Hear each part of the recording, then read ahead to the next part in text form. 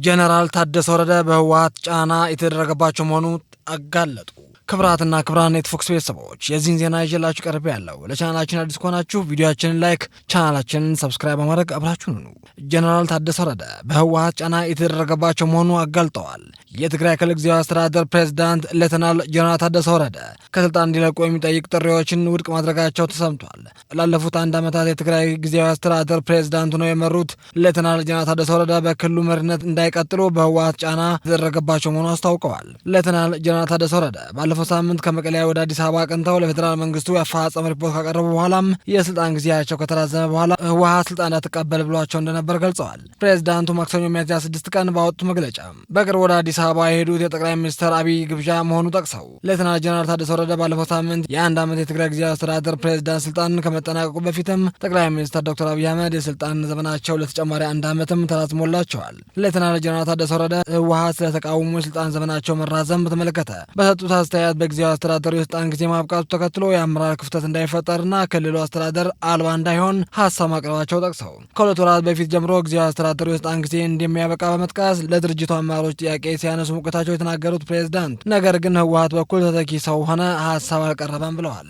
በሌተናል ጀነራል ታደሰ ወረደ ከጠቅላይ ሚኒስትር ዶክተር አብይ አህመድ ጋር ከሌሎች ፌዴራል መንግስት ከፍተኛ አመራሮች ጋር ለመነጋገር ወደ አዲስ አበባ ሲሄዱ የፕሪቶሪያ ውል ፈራሚ ከሆነው ህወሓት ሊቀመንበር ዶክተር ደብረጽዮን ገብረሚካኤል በመመካከርና በመስማማት መሆኑን በመግለጫው ላይ ተናግረዋል። ይህንን የሌተናል ጀነራል ታደሰ ወረደ ንግግር በተመለከተ እስካሁን ድረስ ህጋዊ ፓርቲ የተሰረዘው ህወሓት ምንም ያለው ነገርም የለም። የትግራይ ጊዜያዊ አስተዳደር ፕሬዝዳንት ሌተናል ጀነራል ታደሰ ወረደ ስልጣን በዘመን 1 ዓመት መራዘሙ ይፋ ከደረገ በኋላ ህወሓት እርምጃውን የፌዴራል መንግስት የተናጠል ውሳኔ ነው በሚል ተቋሙታል። ህወሓት የጀነራል ታደሰ ወረደ ስልጣን መራዘም አስመልክቶ ባወጣው መግለጫም የትግራይ ጊዜያዊ አስተዳደር ስልጣን ዘመን ማራዘም የሁለትዮሽ ፖለቲካዊ ውይይት ሳይደረግና ህወሓት እውቅና ተሳትፎ ሳይኖረው የኢትዮጵያ መንግስት በብቸኝነት የተሰጠው ውሳኔ መሆኑ ገልጸዋል። ፕሬዝዳንቱ የስልጣን ዘመናቸው ከመጠናቀቁ በፊት የትግራይ ጊዜያዊ አስተዳደር ጉዳይ ላይ ለመምከር ወደ አዲስ አበባ ከመጠራታቸው በፊት ህወሓት የቀረበ አማራጭ ተኪ ሰው ወይም ሌላ ሀሳብ እንዳልነበር ተናግረው በአዲስ አበባ የ1 ዓመት የአፈጻጸም ሪፖርት ካቀረቡ በኋላም ሌተናል ጀነራል ታደሰ ወረደ የስልጣን ዘመን በ1 ዓመት የተራዘመ ሲሆን ህወሓት ግን የፕሬዝዳንቱ ስልጣን ዘመን መራዘም እንደማይቀበል እንዲሁም ጀነራል ታደሰ ወረደ ኃላፊነት እንዳይቀበሉ እንደተናገራቸው ገልጸዋል።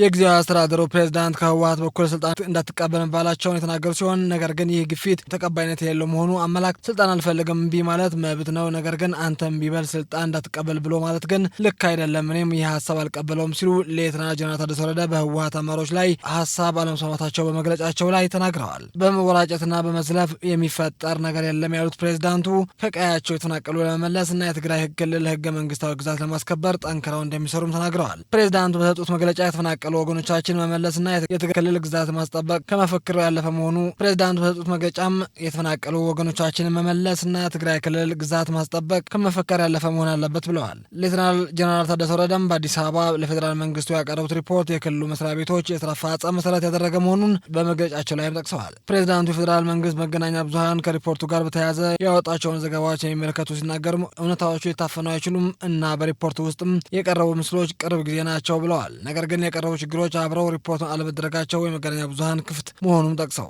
ሌተናል ጀነራል ታደሰ ወረደ ከፌዴራል መንግስቱ ጋር በነበራቸው ውይይትና ባቀረቡት ሪፖርት ላይ ከነሷቸው ጉዳዮች መካከል በጦርነት የወደሙ ተቋማት መልሶ መገንባት፣ በትምህርትና በጤና ዘርፍ ያሉ እንቅስቃሴዎችን፣ የበጀት መቋረጥ ተከትሎ የተከሰተው መድኃኒት እጥረትም እንደሚገኝበት ጠቅሰዋል። ፕሬዝዳንቱ በክልሉ ውስጥም ያለው በጀት፣ መድኃኒት፣ የነዳጅና ሌሎች መሰረታዊ እቃዎች እጥረት በሆኑም ትግራይ እጇንና እግሯን አጣጥፋ አልተቀመጠችም በማለት የተለያዩ ልማት ስራዎች ሲሰሩ መቆየታቸው ተናግረው የክልሉ መንግስት ከፌዴራል መንግስቱ በጀት ስላልተላከለት ላለፉት ወራት የሰራተኞች ደሞዝም መክፈል አለመቻሉ ሲናገር ነበር። ፕሬዝዳንቱ ማክሰኞ ዕለት በሰጡት መግለጫ ለፌዴራል መንግስት ለትግራይ መልሶ መቋቋም፣ ለመንገድ ግንባታ፣ ለትምህርት ቤቶች እና ሌሎች መሰረተ ልማቶች ፕሮጀክቶች የሚውል የተወሰነ በጀት መላኩ ገልጸው መንግስት ሰራተኞች ደሞዝ ግን በተመለከተ ቀጣይነት ያለው ውይይት ያስፈልገዋል ሲሉ ተናግረዋል። ሌተናል ጀነራል ታደሰ ወረደ ለፌዴራል መንግስቱ ባቀረቡት ዓመታዊ ሪፖርት ላይ በመመስረትም የመንግስት መገናኛ ብዙኃን ዘገባዎች ሰፊ የመንግስት እንቅስቃሴ መልሶ ግንባታና መልሶ ማቋቋም ስራዎች ስኬታማ መሆናቸው አቅርበዋል። ጊዜያዊ አስተዳደሩ በመግለጫው ዘገባዎች በክልሉ ያለው ወቅታዊ ሁኔታ አለመጥቀሳቸው የሚዲያ ክፍተት ነው። ጊዜያዊ አስተዳደሩ በመግለጫቸው ዘገባዎችን በክልሉ ያለው ወቅታዊ ሁኔታዎችን አለመጥቀሳቸው የሚዲያ ክፍተት ነው ብለዋል። በፌዴራል መንግስትና በትግራይ ጊዜያዊ አስተዳደር መካከል ተፈናቃዮች ወደ ቀያቸው የመመለስ ጉዳይና